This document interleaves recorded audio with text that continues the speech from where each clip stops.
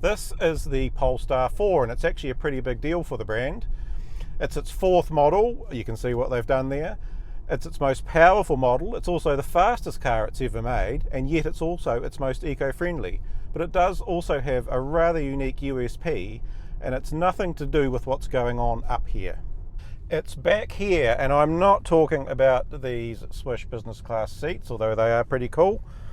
It's actually there. This car has no rear window. What's the deal with that? Well, the 4 is a sporty coupe kind of thing with a low roof. But Polestar decided that by getting rid of old-fashioned stuff like glass you could see through, it could bring the rear header of the roof right back, liberating loads more headroom without making the car look any less sleek. Rear vision is taken care of by this tiny camera mounted on the roof, which actually has a wider field of view and better night vision than you get through a window anyway.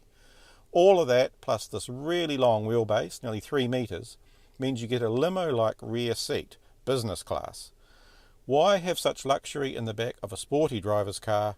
Well, Polestar says, why not? The rest of the package is quite driver-centric. For New Zealand, there's actually an entry-level model with a single 200 kilowatt motor that's 120 grand. But the headline act is this $130,000 dual motor all-wheel drive model with 400 kilowatts that can hit 100 k's an hour in just 3.8 seconds.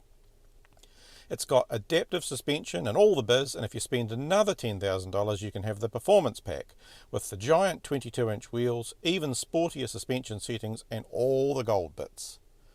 This is a smaller model than the Polestar 3 we've already driven, which is more of a 4x4 than this 4, although they are both still kind of left of centre takes on what an SUV can or could be.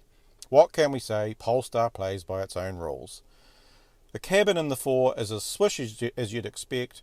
It's a bit different to other Polestars because it has a landscape screen rather than portrait, and there's a new version of the Google-based operating system that has a split screen function on the infotainment display, so you can mix and match the map with whatever other widgets you want. Sustainability is the key thing for Polestar materials, so there are a few new fabrics, including this one which is called Mist Tailored Knit. It's made from 100% recycled PET bottles. A display car has been doing the rounds in New Zealand already. Customers can configure a car on the Polestar New Zealand website as we speak, and actually the wait's not that long. The first cars are going to be delivered in September.